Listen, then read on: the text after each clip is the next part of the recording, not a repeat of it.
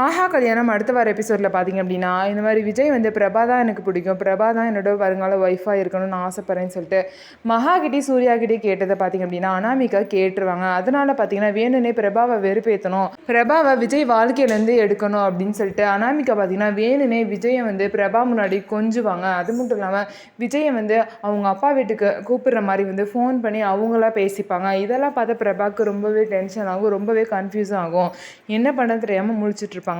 இன்னொரு சைடு வந்து பார்த்தீங்க அப்படின்னா இந்த மாதிரி இந்த சித்ரா தேவியும் கௌதமும் சேர்ந்து ஐஸ்வர்யாக்குள்ள இந்த மாதிரி வியாதியை குணப்படுத்தலாம் அப்படின்னு சொல்லி நினைக்கிறாங்க. அதுக்காக பார்த்தீங்கன்னா ஒரு சாமியாரை வந்து கூட்டிகிட்டு வர சொல்கிறாங்க. அந்த சாமியார் தான் அனாமிகா பேச்சு கேட்டு ஐஸ்வர்யாவுக்கு வந்து மருந்தை வந்து கொடுத்துருப்பாரு. எப்படி வந்து எனக்கு மருந்து கொடுக்கலாம், உனக்குலாம் கொஞ்சம் கூட மனசாட்சியே இல்லையா, நான் மாசமாக இருக்கேன்னு தெரிஞ்சு நீ இந்த மாதிரி ஒரு வேலை பண்ணியிருக்கேன்னு சொல்லிட்டு அந்த சாமியாரை பிடிச்சி அடின்னு அடிச்சிருவாங்க.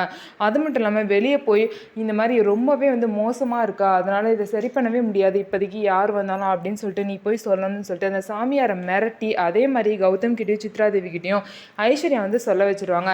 இதனால் அவங்க 2 பேரும் பயந்துக்கிட்டு கொஞ்சம் நாளைக்கு அடங்கி இருப்பாங்க. ஸோ இந்த மாதிரி தான் வரப்போகிற எபிசோடில் நடக்க போகுது. நம்ம வீடியோ உங்களுக்கு பிடிச்சிருந்தா நம்ம வீடியோவை லைக் பண்ணிக்கோங்க. அதுக்கப்புறம் மறக்காமல் நம்மளோட சேனலை சப்ஸ்கிரைப் பண்ணிவிட்டு ஹைப் பண்ணிவிட்டு பாருங்கள்.